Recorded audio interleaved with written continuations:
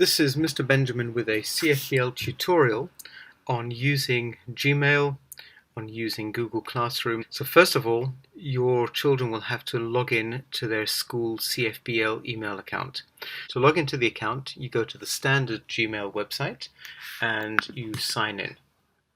So I've got an account here that I just created in the name of a fictitious student. So let me just type in their name.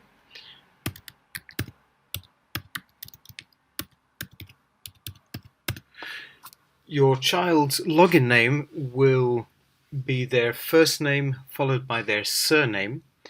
If you have a very, very long surname, then perhaps the username will be truncated a bit. But invariably for almost all of you, it'll be your first name followed by your surname with no spaces, no accents, no hyphens, etc. All in lowercase. The email address will then have the @ symbol and it will be at cfblstudents.org.uk. Or once your child has typed that in to their Gmail webpage, we click on the next. They now enter their password. Their password should be their own individual password. So the children have been asked to change their passwords. Some of them were not in school on the days that they had to change the password. In that case, their password is the same password that I sent you by email about 10 days ago on a Saturday morning. So I'm going to put in my password here.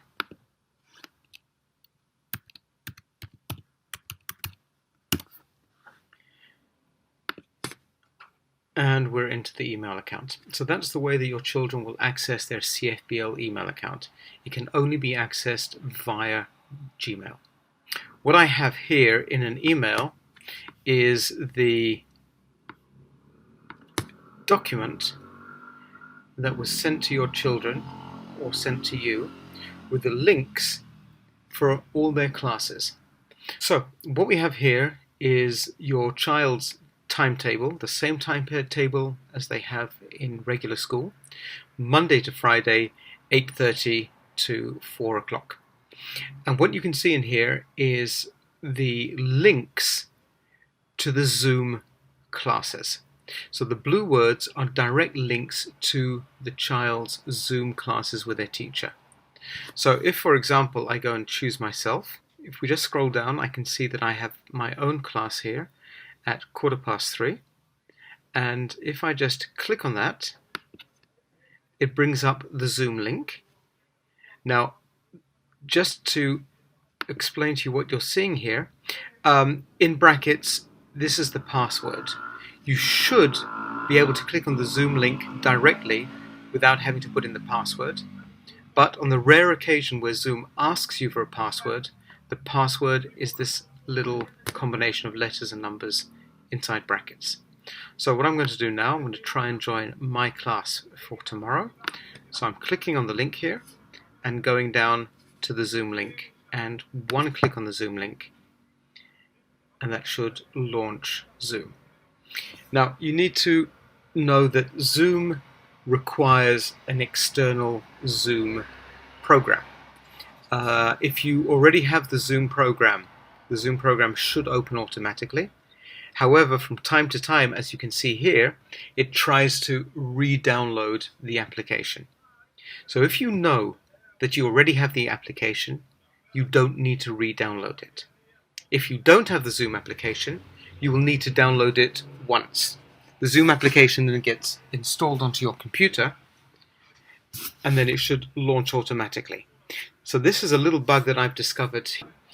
I'm using a Macintosh computer here today. So what I found as a solution is to cancel that and to go back up to the address bar and to enter the address again. So I've selected the address and I'm just hitting the enter key again.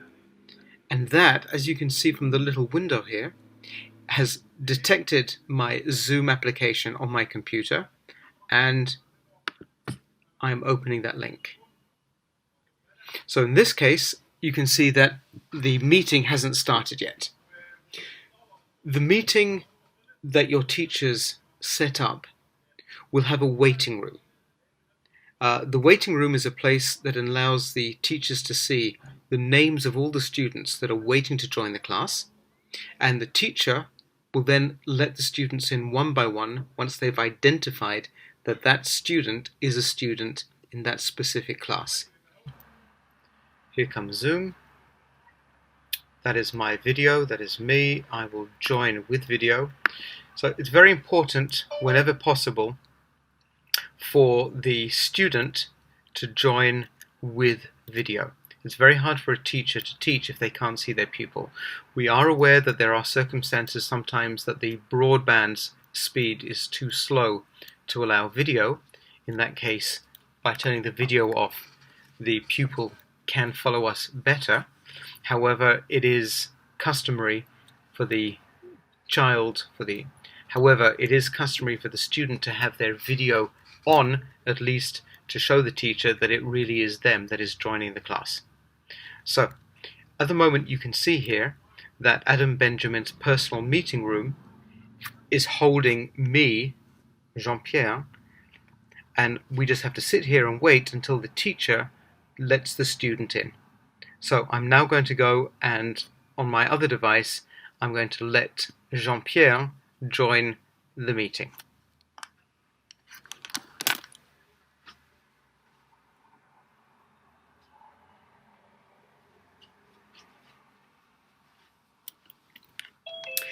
So, as you can see, we're now connecting, and Zoom will ask you whether you want to use a microphone, whether you want to use the computer's audio or some outside audio. I would always suggest that you join with the computer audio. Some people will have headphones that have microphones built in which case you need to join with the computer audio as well. So join with computer audio, and there we go. There is the window. Let me just make this a little bit bigger.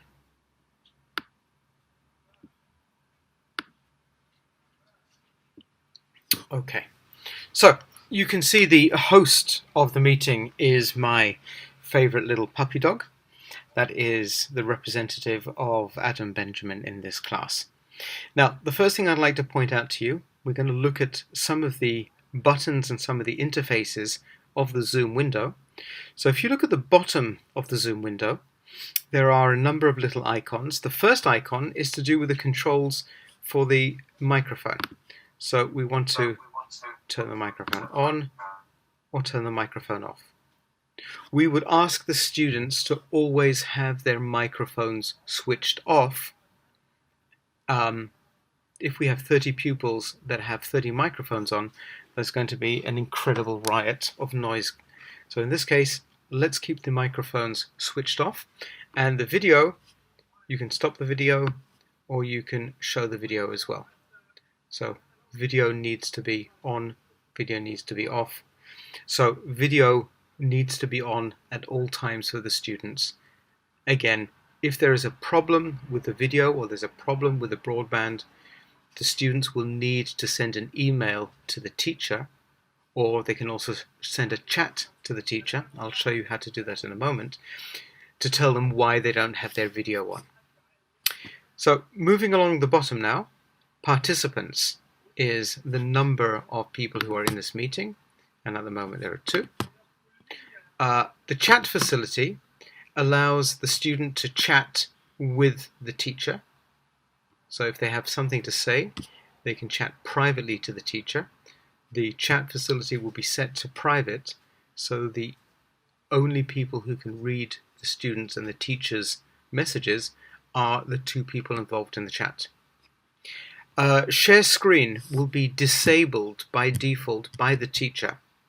So the teacher will share their screen sometimes with the students, but the students cannot share their screen with the teacher unless the teacher gives them express permission to do so. The next button along is a record button, which allows you, or allows the teacher to record the video. Recording video is strictly prohibited both by teachers and by students. This is a safeguarding measure in order to respect the privacy of the teachers and the students. No one is allowed to record the Zoom meetings. And finally along here we have reactions, which allows the student to react to something that the teacher's saying. So for example, the teacher could ask them at the very beginning to give a thumbs up if they can hear and see the teacher clearly. So in this case, I give a little thumbs up, and that pops up on the screen. Zoom has a whole lot of different settings that you can play around with. Background and filters, however, is something that the children like doing. They like playing around with filters and with backgrounds.